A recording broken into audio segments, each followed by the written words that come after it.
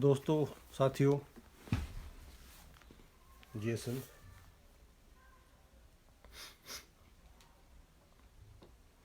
अॼु चंद ॻाल्हियूं करणियूं अथमि। उन जी शुरूआति भिटाई साईं जे रिसाले जे हिन शेर सां कयां थो। जोगीअ जाॻाए मारे विधो मामरे, लऊं लडोणे कढियनि अमयो आहे, वञो जे काहे त निकूं पसो नींहं जूं। बुनियादी तरह जेका सुजाॻी आहे, शऊर ऐं सुजाॻी सम्झ, भिटाई चए थो त जॾहिं शऊर ऐं सम्झ अची मारे विधई, यानी उन मामरे मारे विधो जॾहिं हक़ीक़त सम्झ में अचे थी, ऐं जॾहिं उन हक़ीक़त सम्झ में तॾहिं ईंदी जॾहिं हक़ीक़त जे नफ़े ऐं नुक़सान खे माण्हू सम्झे थो। त भिटाई चए थो त इन सॼी जेका सम्झ जी जेका सूरत हाल आहे, उन ॼण त हणी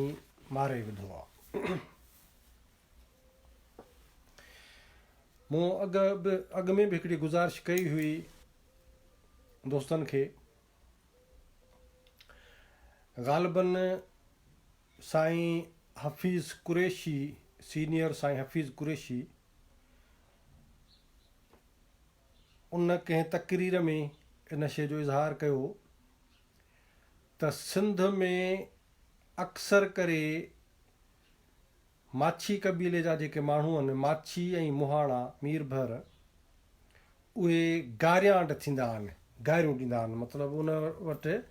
यानी न्याणी सियाणी पुट भाउ भेण माना को तफ़र्क़ु न हूंदो आहे, गार हिकिड़ी ॾाढी खुले तरीक़े सां ॾींदा आहिनि। पोइ हफ़ीज़ कुरैशीअ तमामु पढ़ियल लिखियल ॾाहो, सीनियर हफ़ीज़ कुरैशी तमामु पढ़ियल लिखियल ऐं हिकिड़ो सिंध जो ॾाहो थी गुज़रियो आहे। उन चयो त तव्हांखे ख़बर आहे त इन गार ॾियण जे पोयां जेका नफ़्सियात आहे, जेका हक़ीक़त आहे, उहा कहिड़ी आहे, उहा तव्हां मां कंहिं कॾहिं सम्झी आहे? पोइ उन जी वज़ाहत कई त माछी ऐं मीरभर जेके सिंधू दरिया जे किनारे ते मच्छी बि मारींदा आहिनि ऐं माण्हुनि खे हिकु किनारे खां ॿिए किनारे ते पार पहुचाईंदा बि आहिनि। ॿेड़ीअ में विझी जेकॾहिं माण्हू वञे थो त माना कंधी पार हुनखे खणी वेंदा आहिनि। नतीजे में यानी गार जो जेको हुन कॉन्सेप्ट ॾिनो, उहो इन बुनियाद ते थो उन जी तशरीह या वज़ाहत करे त जॾहिं माण्हू सुकीअ जा माण्हुनि खे पाणीअ जे उनजी त रमज़ जी त ख़बर ई कान पवंदी आहे न, हुननि जे लाइ तमाशो हूंदो आहे, पाणीअ में पिया मश्करी कंदा आहिनि। असां बि इलाही दफ़ा ॿेड़ियुनि ते न चढ़िया आहियूं त पोइ असांखे मज़ो बि पवंदो आहे। पर मीरभर खे, उन माछीअ खे, उन मलाह खे अहसासु हूंदो आहे, ॼाण ऐं ख़बर हूंदी आहे त दरिया जे विच ते कुन में ही जेके माण्हू वेठा आहिनि ॿेड़ीअ में, जिन खे का ख़बर कान्हे का त असीं हिन वक़्तु कहिड़ी ऐं केतिरी ख़तरनाक सूरत हाल में आहियूं। उन महिल पोइ मश्करी पिया कनि, पाणीअ न भरे लपू के बि हणनि पिया या हेॾे होॾे जेको चुरनि पुरनि पिया, उन सां ॿेड़ीअ जे ॿुॾण जो ऐं गर्क थियण जो जेको ख़तरो आहे, उहो अहसासु जेको उन मीरभर खे ऐं मुहाणे खे ऐं माछीअ खे हूंदो आहे। नतीजे में पोइ हुन ॿेड़ीअ ते सुवार पंहिंजे ग्राहकनि खे गार न ॾींदो आहे, पोइ पंहिंजे पासे में बीठल जेको बि हुनजो मिटु माइटु हूंदो आहे हुनखे ठोके गार ॾींदो आहे। यानी ओॾी चवंदा आहिनि हण धीउ खे सिखे न, हू पंहिंजे कावड़ जो उन अंदर जी बाहि जो इज़हार कढंदो आहे त कीअं न हिन सूरत हाल में जंहिंखे सम्झ न आहे, उहो कहिड़ियूं बि हरकतूं करे, कहिड़ियूं बि कोताहियूं करे, ऐं इन सां उन जे इन हरकत सां, इन कोताहीअ सां जेको उहो लाशऊर में करे थो, उन सां असांजी ॿेड़ी जेका ॿुॾंदी ऐं तमामु वॾो नुक़सानु थींदो। नतीजे में सिंध जो मुहाणो मीरभर जेको गारियांड थींदो आहे, उहो इन करे थींदो आहे, छाकाणि त उनखे परख ऐं परूड़ हूंदी आहे त विच सीर में जॾहिं ॿेड़ी हूंदी आहे, उन महिल ॿेड़ीअ खे फज़ूल जेको लोॾा ॾियणु ऐं उन में जेको आहे हरकत करणु केतिरो हानिकार आहे। भिटाई साईं जीअं ही मूं साईं जो शेर पढ़ियो या अॻु में भिटाई साईं जो आहे त अलाह ॾाही मथियां ॾाहियूं ॾुख ॾिसनि, ॾाहप जो मतिलबु छा आहे? ॾाहप जो मतिलबु आहे त उहो शऊर, आगही, ॼाण, हक़ीक़त जो इदराक जंहिंखे बि थींदो उहो पंहिंजे अंदर में झिॼंदो, यानी कढ़ंदो, उनखे माना तकलीफ़ थींदी, छाकाणि त उन हक़ीक़त जी जेका परख आहे उन वटि, पर आम ख़ल्क़ ख़ुदा जी खे कहिड़ी ख़बर? यानी हिन महिल जेकर असीं ॾिसूं त सिंध ग़ुलाम आहे, सिंध जा मुआशी वसीला उहो तेज़ीअ सां दुश्मन जे कब्ज़े में आहिनि, पंजाब जे कब्ज़े में आहिनि। ऐं पंजाब, हाणे बिल्कुलु सिंपल ॻाल्हि थो मां चवां त पंजाब, यानी जेकॾहिं असीं हिकिड़ी माना मंज़र कशी जे करे कयूं न, मंज़र कशी तव्हां कयो त हिकिड़ो तव्हां सिंध हिकिड़े पेपर ते लिखो, सिंध मथां लफ़्ज़ सिंध लिखो, पोइ जे करे तव्हां हुनजी वज़ाहत कंदा वञो हेठां सिंध, वरी सिंध जो समुंड, सिंध जो दरियाह, सिंध जूं ज़रई ज़मीनूं, सिंध जो कोयलो, सिंध जो तेल, गैस, मदनियात, यानी बेतहाशा दौलत जेका तव्हांखे सिंध जे नाले जे हेठां लिखणी पवंदी। ऐं पोइ जॾहिं हुनखे तव्हां गॾियल तौर ते ॾिसंदो त उहा हिकिड़ी मंज़र या हिकु तस्वीर आहे मुकमल सिंध जी, जेका पंहिंजे कुदरती यानी वसीलनि सां मालामाल सिंध आहे। जीअं ते पाण इलाही दफ़ा ॻाल्हायो आहे, मां चवंदो रहंदो आहियां न, यानी सॼो पाकिस्तान उनजो बजट जो जेको आहे 70% असां सिंध मां खाऊं था। त हाणे मंज़र कशी जे करे कईसीं, वरी बलोचिस्तान ते अचो, साॻो समुंड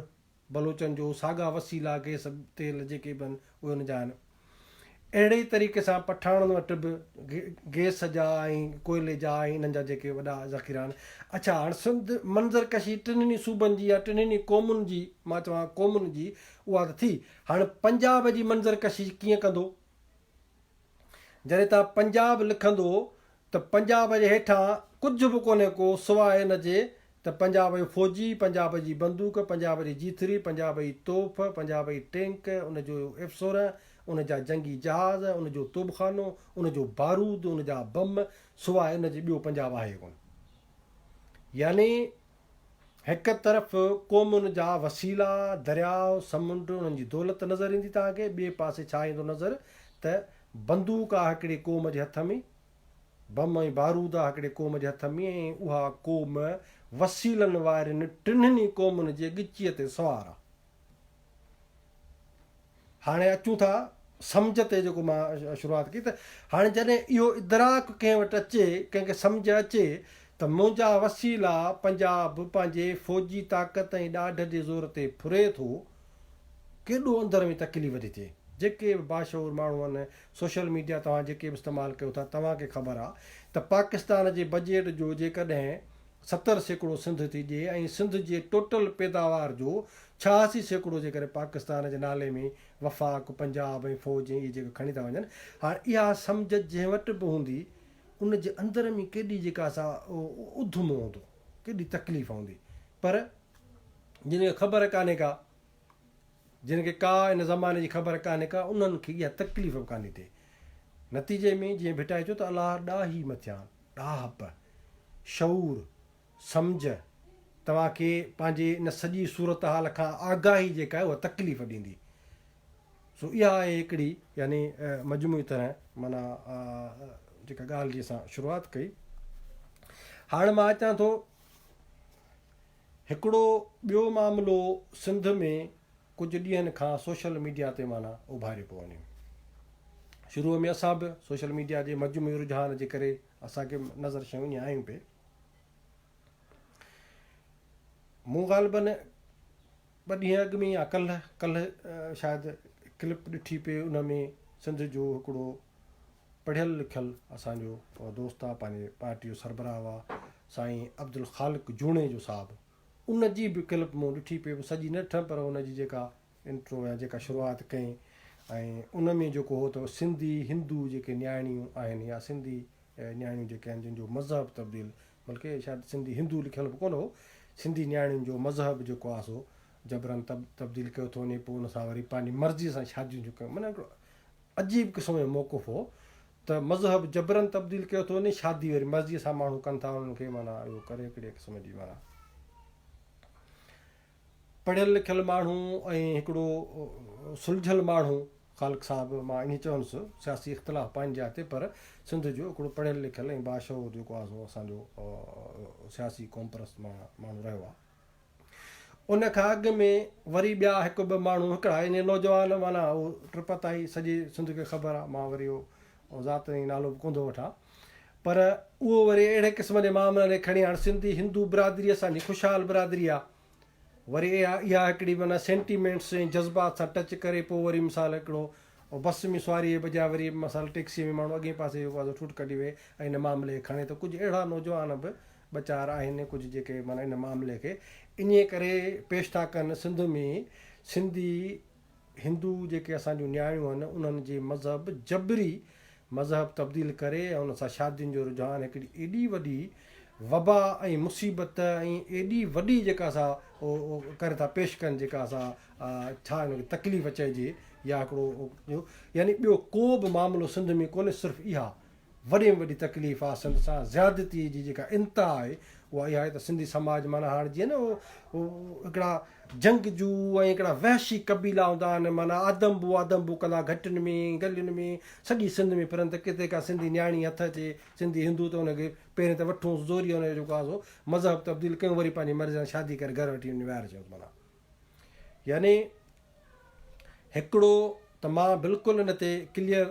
जेको मौक़िफ़ रखां थो, पंहिंजो सियासी स्टेटमेंट मां पोइ थो ॾियां पहिरें त अहिड़े क़िस्म जी का बि सूरत हाल कान्हे का,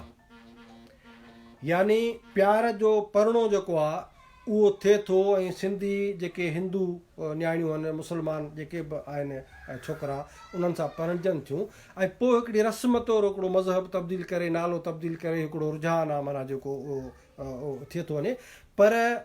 इहो मामिलो सिंध में हिकिड़ी तमामु वॾी बुराई ऐं वॾी मुसीबत ऐं वॾी हिकिड़ी जेका आहे न हिकिड़ी तकलीफ़ ऐं जेका उन तौरु करे पेश कयो थो वञे, अहिड़े क़िस्म जो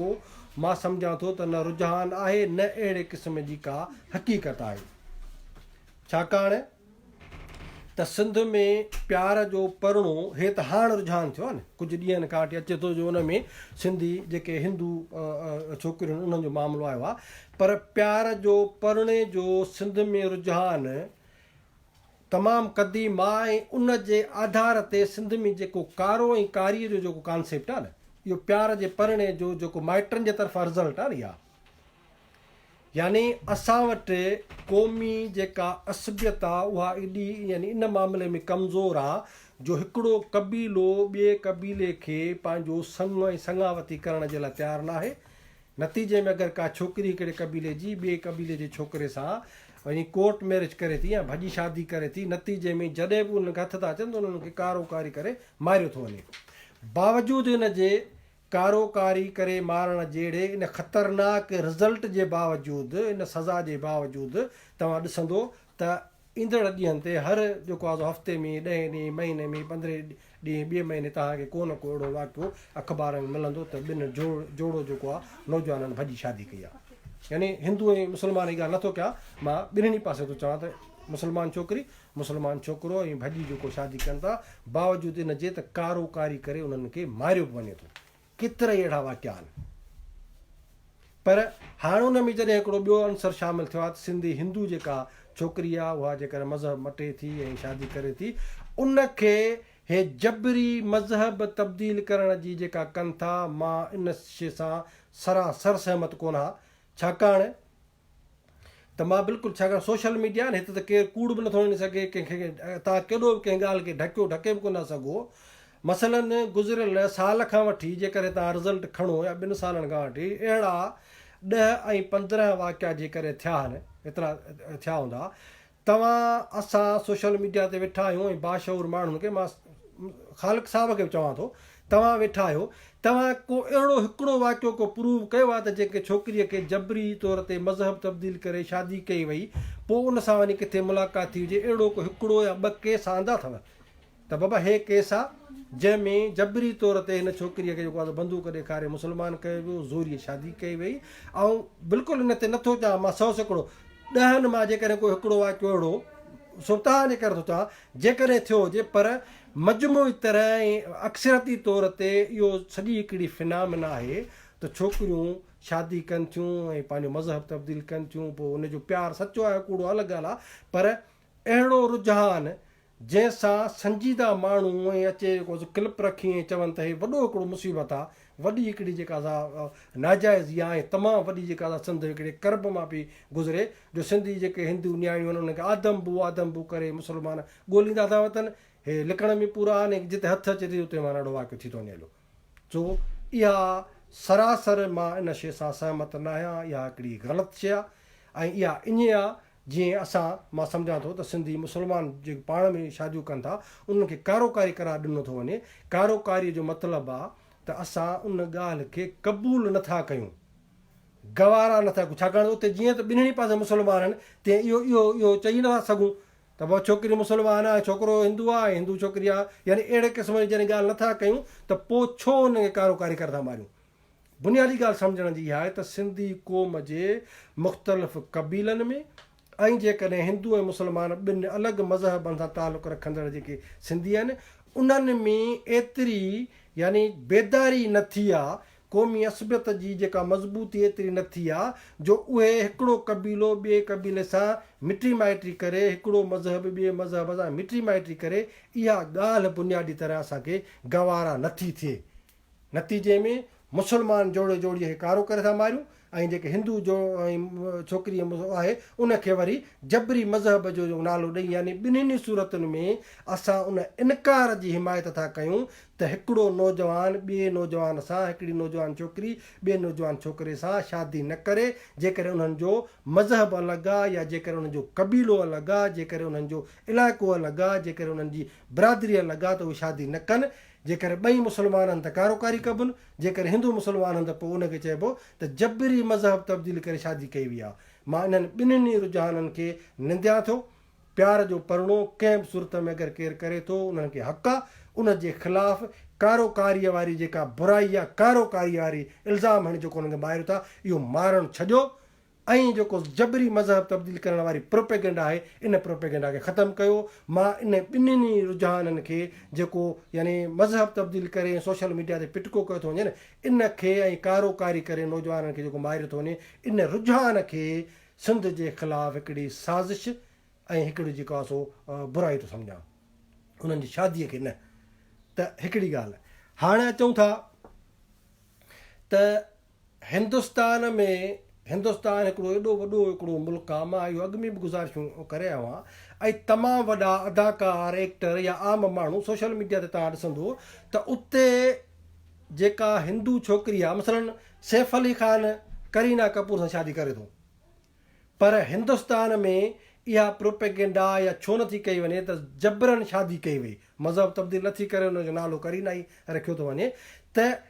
हिंदुस्तान में जेकॾहिं हिंदू छोकिरी मुस्लमान छोकिरे सां शादी करे, या इलाही अहिड़ा वाक़िया आहिनि जंहिंमें माना मुस्लमान जेका औरत आहे उहा हिंदू सां शादी करे थी, शायदि हिन जो कहिड़ो अदाकार आहे हुनजी माउ बि जेका मुस्लमान आहे, संजय दत्त जी। त हिंदुस्तान यानी सिंध जे बॉर्डर सां लॻ हिकिड़ो वॾो मुल्क आहे, उते जेकॾहिं अहिड़े क़िस्म जो शादी थिए थी, हिंदू छोकिरी मुस्लमान मर्द सां शादी करे, मुस्लमान छोकिरी हिंदू जेकॾहिं मर्द सां शादी करे, उहो अलो आहे। सिंध में इन शइ खे ग़लति रंग ॾेई ऐं हिकिड़ो एॾे क़िस्म जो हिकिड़ो रुझान पैदा कयो वियो आहे जंहिंखे मां न सिर्फ़ु साज़िश थो सम्झां, पर हुनजी मां जॾहिं हाणे वज़ाहत कंदुसि त मुमकिन आहे तव्हां दोस्त घणा उन सां सहमत बि थियो। हाणे चऊं था त यानी हिकिड़ियूं शयूं मां ईअं नथो चाहियां त रियासत सिंध जे ख़िलाफ़ु पाकिस्तान जी आर्मी, पाकिस्तान जी ISI, पाकिस्तान सॼो इहो सिंध जे ख़िलाफ़ु साज़िशूं करे थो, पर हिकिड़ियूं हरकतूं बेवकूफ़ियूं असांजा पंहिंजा माण्हू कनि जिन जो बेनिफिट वरी बि रियासत खे मिले। ज़रूरी न त मां चवां त उहे एजेंट आहिनि, इहो कोन चइबो त एजेंट आहिनि, पर उन जो अल्टीमेटली नतीजो या बेनिफिट जेको कंहिंखे थो थिए। मां इन ते थो ॻाल्हायां त असांजा दोस्त अहिड़े रुझान खे, यानी कुझु दोस्त ॿाहिरि वेठा आहिनि, कुझु हुते हण वटा एकड़ ॿेकड़ आहिनि, अक्सरियत न। सोशल मीडिया सिंध जी ते हींअर तमामु वॾी अक्सरियत सम्झी वई आहे त इहो ग़लति बयानी आहे। सिंध में कंहिं बि क़िस्म जी अहिड़ी साज़िश कान्हे का, अहिड़ी जेका जीअं चइबो आहे नाइंसाफ़ी कान्हे का, जो हर जेको मुस्लमान ऐं हिंदू छोकिरीअ ॻोल्हींदो थो थिए, अहिड़ी ॻाल्हि कान्हे का। हिकिड़ो मजमूई तरह जेके तव्हां केस खणंदो तव्हांखे मां सम्झां थो इक्वली मिलंदा। 5 जोड़ा मुस्लमान छोकिरी मुस्लमान छोकिरो भॻा हूंदा, शादी कयूं हूंदियूं, 2 जेकॾहिं पकड़िजी पिया त कारो कारी करे मारिया हूंदऊं, 3 लिकी विया हूंदा। पर जेकॾहिं मुस्लमान छोकिरी शादी करे थी त उनखे इहा एॾी वॾी प्रोपेगेंडा कई थी वञे। जेको रुझान मां सम्झां थो त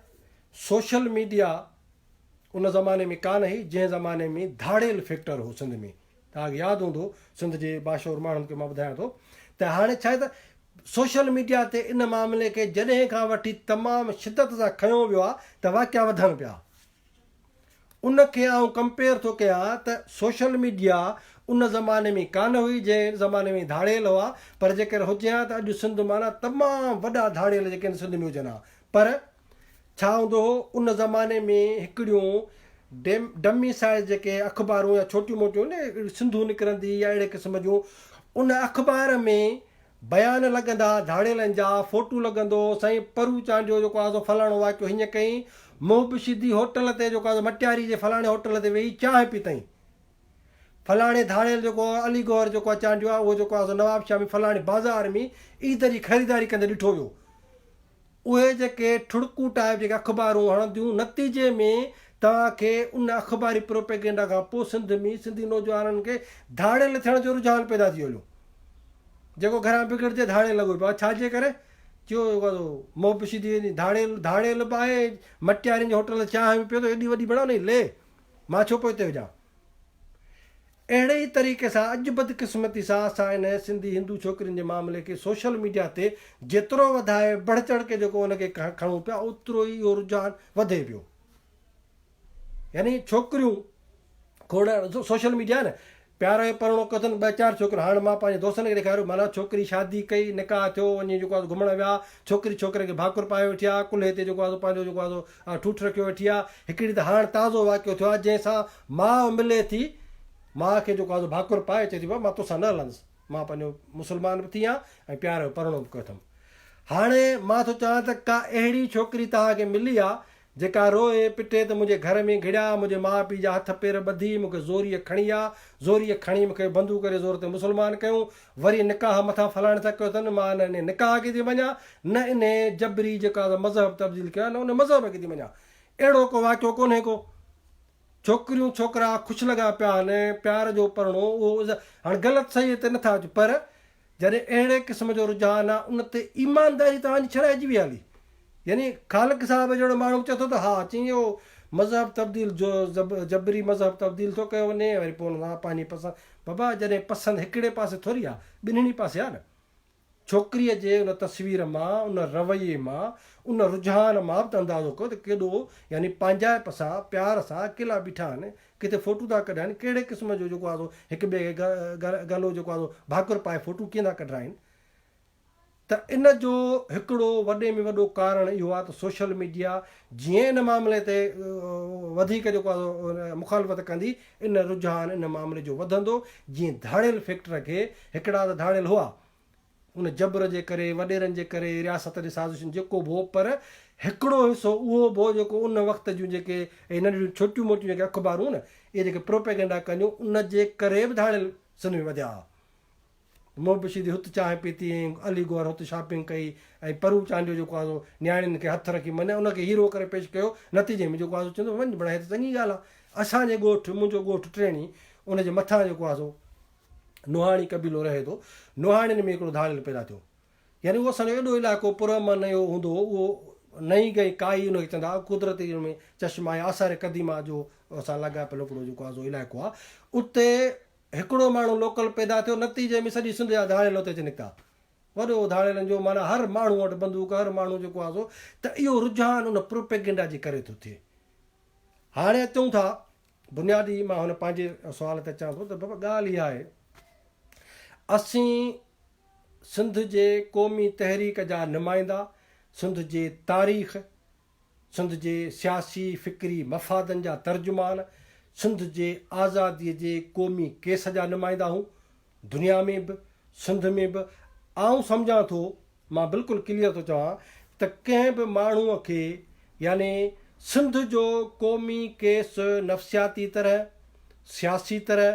पंहिंजे नासमझीअ जे करे अगरि केरु ख़राबु कंदो, बिगाड़ींदो, असीं उनखे इहो करणु न ॾींदासीं। सम्झाईंदासीं।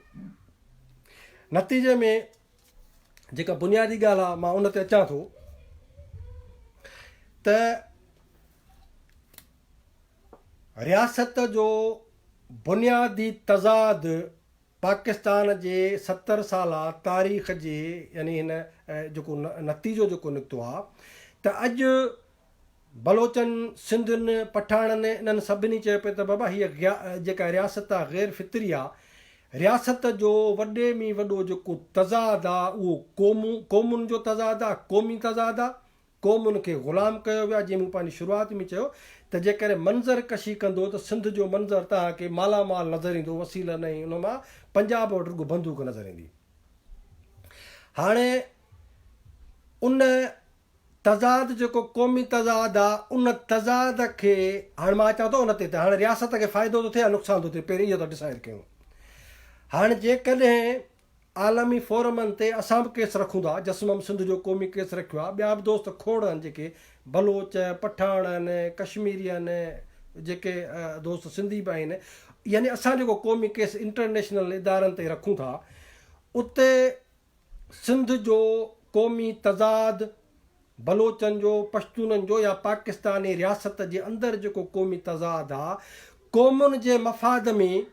क़ौमुनि जे सियासी केस जे मज़बूतीअ जे लाइ इहो लाज़मी आहे त असीं सिंध केस खे, सिंध जे क़ौमी तज़ाद खे, क़ौमी केस खे, क़ौमी आज़ादीअ जी ॻाल्हि खे, सिंधू देश जी आज़ादीअ जी ॻाल्हि खे आलमी इदारनि ताईं रखूं। हिते जेके बि मुख़्तलिफ़ मुल्कनि जा सेनेटर आहिनि या जेके जमहूरी जेके नुमाइंदा आहिनि उन्हनि जे अॻियां थी उहो केस रखूं।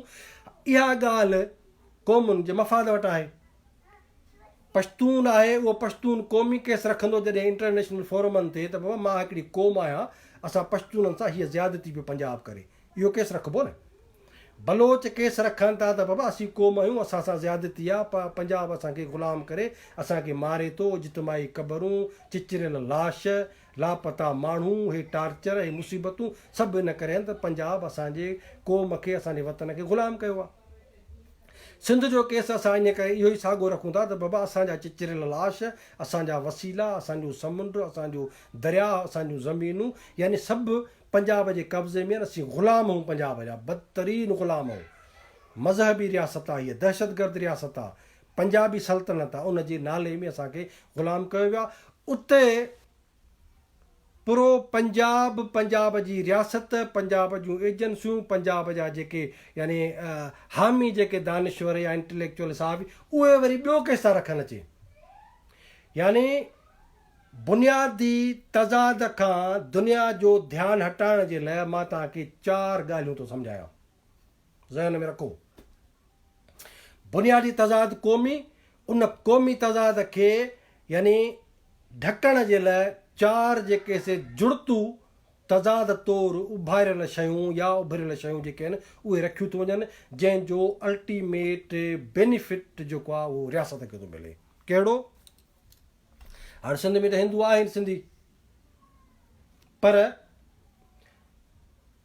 बलोचनि जे क़ौमी केस खे मां गुज़िरियल तव्हांखे चवां थो 2 साल पोइ ते वञूं। बलोचनि जी क़ौमी मज़ाहमत ऐं बलोचनि जी क़ौमी तहरीक जेका ख़ैर बख़्श मरीअ जहिड़े हिकिड़े आला पाए जे, हिकिड़े बहितरीनु ज़हन ऐं हिकिड़ो तमामु वॾो ऐं शानदार क़िस्म जो माण्हू, ख़ैर बख़्श मरीअ जे सियासी छपर ऐं छांव में उभरियल, पैदा थियल, वॾी थियल, मैच्योर थियल उते जी जेका क़ौमी तहरीक ऐं क़ौमी मज़ाहमत आहे, जेका 60 जे ॾहाके खां वठी मुसलसल जेका आहे क़ौमी आज़ादीअ जे लाइ जदोजहद करे पई, मज़ाहमत करे पई, उते बलोचिस्तान में कोटिया शहर जे अंदरि तव्हां ॾिसंदो त शिया बिरादरीअ जे ख़िलाफ़ु वधि खां वधि जेके मास किलिंग जेका थी आहे न, उहा कोटिया में थी आहे। हालांकि बलोच शियो सुनी थींदो ई कोन्हे को। बलोचिस्तान जी मजमूई बलोच आबादीअ में शिया आहिनि ई कोन। कोटिया में इहा जेका हज़ारा बिरादरी आहे, इहे होॾे अफ़गानिस्तान मां या ॿियनि इलाइक़नि मां हिते आरज़ी तरह अची वेठा आहिनि, या मिसाल को हिकिड़ो पाड़ो या उहो अथनि, पर उते जंहिं तरीक़े सां ISI, जंहिं तरीक़े सां मज़हबी तंज़ीमुनि फ़ौज जे चवण ते शिया बिरादरी जे ख़िलाफ़ु जेके वधि खां वधि जेका मास किलिंग थी आहे कोटिया में थी आहे। छाकाणि त बलोचनि जी क़ौमी मज़ाहमत, बलोचनि जो क़ौमी केस, बलोचनि जी क़ौमी जदोजहद एॾी त मथे अची वई जो उनखे काउंटर करण जे लाइ रियासत वटि ॿियो को बि ऑप्शन कोन हो सवाइ इन जे त कोटिया जे अंदरि शींहनि खे सवनि जी तादाद में बेदर्दीअ सां जेको आहे सो शहीद कयो वञे ख़ुदकश हमलनि में, जीअं दुनिया जे अॻियां इहो पैगाम या नई तस्वीर अचे त बाबा बलोचिस्तान जो वॾे में वॾो मसइलो जेको आहे उते शींहनि सां वॾी मुसीबत आहे। शिया आबादी जेका आहे उन्हनि खे ॻोल्हे ॻोल्हे मारीनि था, उनजे ख़िलाफ़ु ख़ुदकुश हमला थियनि था, सवें लाश, मासूम ॿार, कंहिंजो हथु कपियलु, कंहिंजो सिसी वढियलु, कंहिंजो कीअं, यानी इन सॼे रुझान जो अल्टीमेट फ़ाइदो कंहिंखे पियो थिए, रियासत खे, छाकाणि त उहा बलोचनि जे क़ौमी केस खे कमज़ोर पई करे। नंबर 2,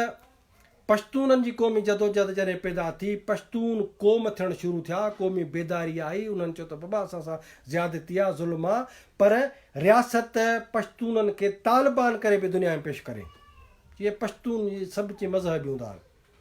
पश्तून तालिबान आहिनि, तालिबान केरु आहिनि जेके मज़हबी इंतिहा पसंदी दहशतगर्दी, यानी पश्तून क़ौम जो तारीख़ी ऐं सेकुलर जेको हुननि जो रुझान आहे, जेका सोच आहे, उनखे दुनिया में काउंटर करण जे लाइ पंजाब ऐं पाकिस्तानी रियासत पठाणनि खे मज़हबी तालिबान करे पई पेश करे। ॿियो को ज़ाहिर आहे ॿियो कहिड़ो हथियार इस्तेमालु करे? इहो ई वेपन आहे न, त पठान क़ौमी तहरीक क़ौमी केस खे कमज़ोर करण जे लाइ पठाणनि खे तालिबान करे पेश कयो, बलोच क़ौमी केस ऐं क़ौमी तहरीक खे कमज़ोर करण जे लाइ उते यानी जेका हज़ारा बिरादरी आहे शिया माण्हू उन्हनि खे मारियो, जीअं बलोचनि जो क़ौमी केस जेको आहे सो ख़तमु थिए। अचूं था ख़ुदि पंजाब में, पंजाब में क्रिश्चन ईसाई क्रिश्चन जेके चइजे क्रिश्चन जेका आबादी आहे उन ते ऐं जेका कादियानी आहिनि उन्हनि ते वठि सठि लॻी पई आहे। यानी छाकाणि त उहो चइबो आहे न फेस सेविंग जे लाइ जॾहिं तव्हां बलोचनि में हरकत कयो था, पठाणनि में कयो था, सिंध में कयो था, त ख़ुदि पंजाब में बि इहो जेको आहे कादियानी मसइले खे ऐं जेको आहे सो क्रिश्चन जेको मामिलो आहे केतिरा माण्हू साड़िया विया, यानी ईसाइनि जा घर साड़बा, उन में औरतूं जेरियूं सड़ी वेंदियूं हलियूं, या जेको कादियानी जेके आहिनि अहमदी जेके आहिनि अहमदियुनि जूं मस्जिदूं साड़ियूं छॾीनि, अहमदियुनि जा पाड़ा साड़ियूं छॾीनि। यानी इहो थियो पंजाब में रुझान। हाणे अचूं था सिंध में, त सिंध जे तारीख़ी क़ौमी केस खे काउंटर करण जो कहिड़ो वेपन थी सघे थो? हाणे हिकिड़ी ॻाल्हि त ढकियल छिपियल आहे कान, मां सम्झां थो मेराज मोहम्मद ख़ान जी यूट्यूब ते क्लिप पई हूंदव, तव्हां जे करे ॾिसो। मेराज मोहम्मद ख़ान पंहिंजे हिकिड़े इंटरव्यू में चयो आहे त बाबा भुट्टे जे ज़माने में, भुट्टे खे जॾहिं ज़िया अंदरि कयो, उन वक़्तु फ़ौज सिंध खे पॉलिटिकली सिंध जी क़ुवत खे डिवाइड करण जे लाइ उर्दू ॻाल्हाईंदड़नि मां माण्हू पैदा करण जी कोशिशि पई कई, त तव्हां जेको आहे सिंध में या सिंध जे शहर कराचीअ में हिकिड़ी उर्दू आबादीअ ते मुश्तमिल हिकिड़ी लिसानी तंज़ीम ठाहियो, जंहिंजो मतिलबु हो त सिंध जी क़ौमी तहरीक जो जेको केस आहे, सिंध जी क़ौमी वहदत जेका आहे उनखे डिवाइड कजे। इन करे सिंध में इहा जेके बि लिसानी जहिड़ा थिया, लिसानी फ़साद थिया, उन में MQM कीअं इस्तेमालु थी, हे बोरीबंद लाशूं, हे जेके बि रुझान जेके माज़ी हुई, इन सॼी जेका साज़िश हुई उहा इहा हुई त सिंध जी सियासी क़ुवत खे, क़ौमी वहदत खे नफ़्सियाती तरह ऐं प्रैक्टिकली कमज़ोर कजे। नतीजे में सिंध में तमामु घणे वक़्त खां लिसानी तंज़ीमूं जेको आहे उहो एजेंसियूं ठाहियूं। सिंध में जीअं दहशतगर्दी थिए, कराचीअ में बदअमनी थिए, उन बदअमनी यानी तंज़ीमूं पैदा करे, कराचीअ में बदअमनी पैदा करे जवाज़ घड़ियो वियो हिकिड़ो सिंध जी क़ौमी जेका तहरीक ऐं क़ौमी वहदत खे जेको आहे सो अधोद कजे। नंबर 2, कराचीअ जो जेको क़ौमी सरमाएदार आहे उनखे चइजे त बाबा तुम कराचीअ में ग़ैर महफ़ूज़ी हल जेको आहे पंजाब हली सीड़पकारी करें, कराचीअ जो सरमाएदार वॾे पैमाने ते पंजाब मुंतक़िल कयो। नंबर 2, हा इहो जीअं त सिंध जे हिकिड़े हिसे सां कराचीअ सां लाॻापियल मामिलो आहे उर्दू ॻाल्हाईंदड़नि जे बुनियाद ते, पर जेका बाक़ी सिंधी क़ौम जी जेका बाक़ी वहदत आहे उन में सिंधी हिंदू जेके नियाणियुनि खे जबरी मज़हब तब्दील करे, मुस्लमान करे, हिकिड़ी वॾी नाजाइज़ी आहे, हो इहा हिकिड़ी साज़िश आहे। त सिंध जे अंदरि जेको इंटरनेशनल फोरमनि ते मां वेठो आहियां, जेको मां हिते वेठो महसूसु कयां, पहिरीं ॻाल्हि त मां चवां थो फील्ड में अॼु बि मां चवां थो ख़ालिक जूणे जो साहिबु पंहिंजे सरबराहीअ में कमेटी क़ाइमु करे इहे जेके बि 10-15 वाक़िया थिया आहिनि उन समूरनि सां मिले, उन्हनि जे इलाइक़नि में उन्हनि जे माइटनि सां उते मुलाक़ात करे, इन मां जेकॾहिं हिकिड़ो 2 वाक़िया अक्सरियत जे करे हिकिड़ो ॿ छॾे, जेकॾहिं अक्सरियत जबरी मज़हब तब्दील करण जी आहे त पोइ असीं बिल्कुलु हड़ताल जो ऐलान कंदासीं। इहो जेको मिया मिठो आहे न, इहो तव्हांखे पोइ वरी जेको आहे सो खाईंदे पीअंदे नज़र न ईंदो। पर इन जे आड़ में सिंध जे क़ौमी केस जे वहदत जे ख़िलाफ़ु इस्तेमालु न थियो त सिंध में बाक़ी जेका अंदरूनी सिंध चइजे हा, जेको कराची में उर्दू आबादी, जेका MQM जी सूरत में जेका लिसानी तंज़ीम, ऐं बाक़ी सिंध में जेको आहे सिंधी नियाणियुनि जो मज़हब तब्दील कयो थो वञे। मुंहिंजा भाइरो, हिकिड़ी ॻाल्हि गौर सां ॿुधो त आलमी तौर ते असां न सिर्फ़ु हिकिड़ो असांजो केस थो कमज़ोर थिए सिंध में, हाणे हिकिड़ो मौज़ूद असांजो नौजवान वेठो आहे, अमेरिका में वेठो आहे, वॾे हलवाल जीअं बिल्कुलु मिलियासीं, ब्राड शर्मन सां मिलियासीं। उते जेको हाणे मामला कहिड़ा था रखनि, अमेरिकी सेनेटरनि ख़त लिखियो आहे, उन ख़त में छा आहे, 2 ॻाल्हियूं, जबरी गुमशुदगी ऐं मज़हब तब्दील थो थिए। माना यानी अमेरिकी सदर जे टेबल ते सिंधू देश जो केस वञे, अमेरिकी सेनेटर इहो महसूसु कनि त सिंध जो बुनियादी तज़ाद जेको आहे क़ौमी आहे, सिंधी क़ौम आज़ादी थी चाहे, उन जे बजाए जबरी गुमशुदगी। हाणे जबरी गुमशुदगी अहिड़ो हिकिड़ो मुंझल जुमिलो आहे। हाणे जबरी गुमशुदगी छाजे करे आहे? बाबा जीअं सिंध जा कारकुन आज़ादी जे लाइ जदोजहद पिया कनि, रियासत उन आज़ादीअ जे जदोजहद जे बुनियाद ते गुम थी करे, इहो त मामिलो आहे कोन, इन लिखनि कोन था। जबरी गुमशुदगी त सोशल मीडिया वारा बि जबरी तरह गुमनि, लापता त उहे बि न, पंजाबी जेके लिखनि था उहे बि लापता थी था वञनि। हाणे त सोशल मीडिया ते लिखंदड़ माण्हू उहो लापता थी थो वञे। पहिरें त जबरी गुमशुदगीअ खे एॾो हिननि वसी करे छॾियो जो उन में जबरी गुमशुदगी कीअं थींदी। जबरी गुमशुदगी बलोचिस्तान जे आज़ादीअ जे जदोजहद कंदड़ जेके सियासी कारकुन आहे उहे जबरी तरह गुम थींदा। सिंध में जीअं सिंध मुतहदा महाज जॾहिं पंहिंजी जदोजहद तेज़ कई, उन महिल जीअं सिंध मुतहदा महाज जा जेके क़ौमी कारकुन अॻुवाण मारिया वेंदा हुआ, जबरी तरह गुम थींदा हुआ। हाणे जबरी गुमशुदगीअ सां जॾहिं बलोचिस्तान जी आज़ादीअ जो नालो ऐं नारो ॻंढियल हो, जॾहिं सिंधू देश जे आज़ादीअ जो मक़सदु जुड़ियल हो, उन वक़्तु कंहिं बि उनखे हथु कोन दिलातो। पर जॾहिं उनखे वसी कयो वियो, इहा बि रियासत जी चाल आहे त बजाए जसमम जे आज़ादी पसंदि माण्हूअ खे गुम कयूं, उते 2 माण्हू सिंध मां वरी हिकिड़ा सोशल मीडिया एक्टिविस्ट जेके गुम कयो। नतीजे में रुझान थियो जबरी गुमशुदगी, आज़ादी छुटी। जबरी गुमशुदगी ॼण असांजे माण्हू ॿकरियूं पिया चारियूं, यानी रेढार ऐं ॿकरार हा, उते वीचारनि खे खणी गुम कयो अथनि। मक़सदु खे असां जबरी तरह गुम करे छॾियो। जेके बि माण्हू गुम थियनि था उनजे मक़सद खे, त हाणे मां मौज़ू त शायदि हटां थो, अचां थो उन ॻाल्हि ते त बाबा इंटरनेशनल फोरमनि ते तव्हां जॾहिं पाण था चओ त बाबा सिंध में ॾियो हाल वार मुसीबत वॾे में वॾी कहिड़ी अथव, जेसीं सिंधी नियाणियुनि खे जेको आहे ज़ोरीअ मज़हब था तब्दील कनि। अच्छा, ॿियो ॿिया जबरी गुम था थियनि माण्हू केरु आहिनि सोशल मीडिया ते जेको एक्टिविटी। अच्छा, माना आज़ादी जो केस छुटो। हिकिड़ी जंहिंखे मां बेवकूफ़ाणे ज़हनियत सां सिंध जे ख़िलाफ़ु हिकिड़ी साज़िश थो सम्झां, हे बेवकूफ़ी आहे न। जेको बि ईअं करे थो, यानी सिंध जे क़ौमी केस खे रखण जे बजाए जबरी मज़हब तब्दील करणु, जबरी गुमशुदगीअ जी जेका ॻाल्हि करे थो, इहा हिकिड़ी बेवकूफ़ी आहे। इहा बेवकूफ़ी सिंध जे क़ौमी मफ़ादनि जे ख़िलाफ़ु थी इस्तेमालु थिए। नंबर 1। नंबर 2 त मुंहिंजा काफ़ी जेके बाशऊर दोस्त आहिनि सिंधी जेके हिंदू ॿाहिरि वेठा आहिनि, हाणे हिंदुस्तान जो इंटेलेक्चुअल ऐं हिंदुस्तान में जेका सिंधी असांजी आबादी वई आहे, हाणे हीअ ॻाल्हि गौर सां ॿुधिजो, जेको सिंधी हिंदू हिंदुस्तान हिजरत करे वियो आहे, जलावतन थी वियो आहे, उन्हनि सिंधी हिंदुनि खे सिंध जे क़ौमी आज़ादीअ जे तहरीक खां परे करण जे लाइ इहो जेको जबरी मज़हब तब्दील करण जो जेको इहा कूड़ी प्रोपेगेंडा आहे, इहा कतब थी अचे। हिकिड़े पासे रियासत उन क़ौमी तज़ाद जेको रियासत जे अंदरि आहे उन जी जॻह ते हिकिड़ी जुड़तू शयूं, मसइलनि मां वज़ाहत कयां न, बाबा पठाण रुॻो तालिबाननि छा, पठाण क़ौम आहिनि न, क़ौमी आज़ादीअ लाइ जदोजहद कनि पिया, पर उहे तालिबाननि जे नाले में उन्हनि जे क़ौमी केस खे ढकियो थो वञे। इहो बेनिफिट रियासत खे। बलोचनि वटि शिया तज़ाद ई कोन्हे को, कोटिया जा जेके वाक़िया आहिनि उहे इन करे कराया था वञनि त जीअं बलोच क़ौमी तहरीक जे क़ौमी जदोजहद खे ढके छॾिजे। इहो ख़ुदि रियासत जे फ़ाइदे जी ॻाल्हि आहे। सिंध में हाणे मां सुवाल थो कयां, जेके मूंखे ॿुधनि पिया त सिंध में लिसानी तंजीम ठाहे ऐं इहा प्रोपेगेंडा उन्हनि खां बि कराए थी उर्दू आबादी जा माण्हू चवंदा कि बड़ी ज़्यादती हमारे साथ हो रही है, नाइंसाफ़ी हो रही है, ज़्यादती हो रही है। हाणे जेकॾहिं सिंधी हिंदुनि सां ज़्यादतीअ जो मौक़ुफ़ आहे तव्हांजो त मज़हब तब्दील करण वारो जेको अमल आहे उहो सिंधी हिंदुनि सां ज़्यादती आहे त पोइ मुहाजरनि जी ॻाल्हि बि सही आहे त हे मुहाजरनि सां ज़्यादती आहे। जॾहिं त मां सम्झां थो त मुहाजरनि सां ज़्यादती न पर मुहाजर मामले खे उभारे सिंध सां ज़्यादती कई पई वञे। सिंधी हिंदुनि सां ज़्यादती न पर इन मामले खे कुझु माण्हू बेवकूफ़ाना अंदाज़ में खणी सिंध सां ज़्यादती पिया कनि। इहा सिंध सां ज़्यादती आहे। सिंध में लिसानी बुनियादनि ते सियासत करणु सिंध सां ज़्यादती आहे। ऐं सिंध में मज़हबी जेको सिंधी नियाणियूं जेको चवनि था त ज़बरी मज़हबी जेका तब्दीली आहे इहा तब्दीली न, इहो जेको प्रोपेगेंडा इहा सिंध सां ज़्यादती आहे। ऐं वॾे में वॾी ज़्यादती आहे त सिंध जो सिंधी हिंदू जेको लखनि जी तादाद में हिंदुस्तान लॾे वियो आहे, जेको उते जो सरमाएकार आहे,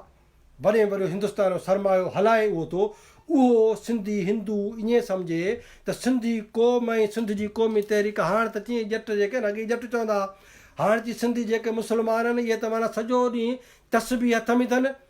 ॿिए हथ में तलवार अथनि ऐं बसि आदमबू कंदा हिंदुनि खे ॻोल्हींदा था वञनि त छोकिरियूं उन्हनि जूं खणी जेको शादियूं कयूं। नतीजे में इन्हनि जे ॼटनि जे क़ौमी तहरीक ऐं क़ौमी आज़ादीअ में असांजो कहिड़ी दिलचस्पी वठूं, छो वठूं?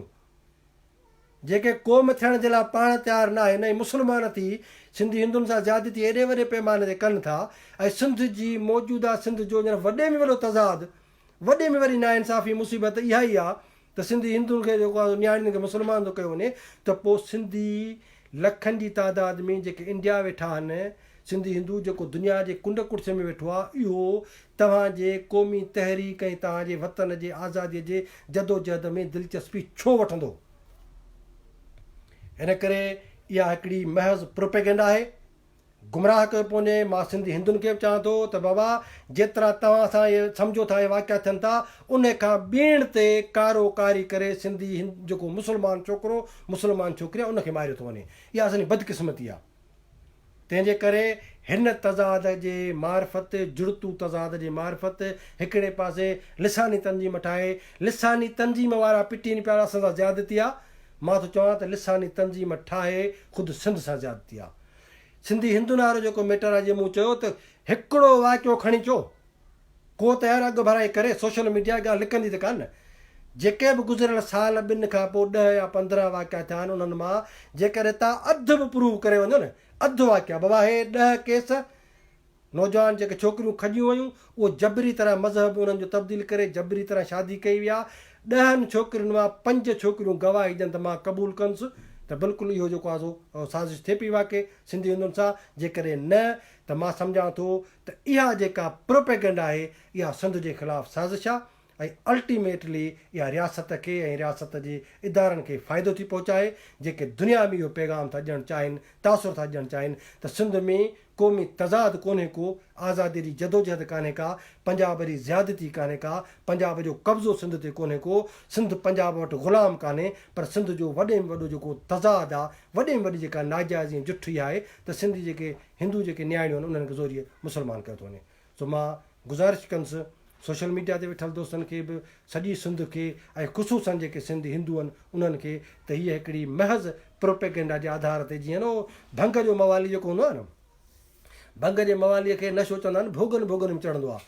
पोइ सम्झंदो आहे भंग जो गिलास हणी पोइ सम्झंदो आहे, पोइ तव्हां हुन सां ॻाल्हाईंदो चवंदो भाउ मूंखे नशो कोन्हे को, अड़े नशो कोन्हे को, नशो कोन्हे को, या ॾियो कपिड़ा बि लाहे चवंदो आहे। महज़ हिन प्रोपेगेंडा खे इहो करे क़बूलु कयो त वॾी ज़्यादती आहे, ज़्यादती आहे, जेका आहे ई कान, जेका आहे ई कान। इन ते पंहिंजो जेको आहे सो पंहिंजे शऊर जी जेका असां अखि आहे उहा खोलियो। मां सम्झां थो त इहा जेका आगाही आहे इहा हिकिड़ी तकलीफ़ जे मूंखे बि थिए त असीं पंहिंजो पाण सिंध जे क़ौमी केस खे काउंटर कंदे ऐं हिकिड़ी जुड़तू जेके शयूं आहिनि उन्हनि खे जेको आहे सो मथे आणी पिया, इहे न थियणु घुरिजे। ॾाहप कयो ऐं जांच भली कयो, तहक़ीक़ कयो। भली साईं ख़ालिक जुनेद साहिबु रखी आहे न क्लिप, मां उनखे थो चवां पंहिंजे सरबराहीअ में का कमेटी ठाहे सॼी सिंध जो दौरो करे अहिड़े क़िस्म जा जेके वाक़िया थिया आहिनि उन्हनि मां जेकॾहिं अधु जेतिरा बि प्रूव थी वञनि त वाक़ई मज़हब जबरी तरह तब्दील थियो आहे ऐं ज़ोरी शादी थी आहे त असीं पंहिंजो मौक़फ़ जेको आहे जस्म तब्दील कंदी न सिर्फ़ु तब्दील कंदी पर मियां मिठू जेको आहे न उनखे जेको आहे असीं जहिड़ो जेको आहे ज़मीन में पूरींदासीं तव्हां समूरनि जी महिरबानी जीअं सिंधु देश जीअं साईं जी एम साहिब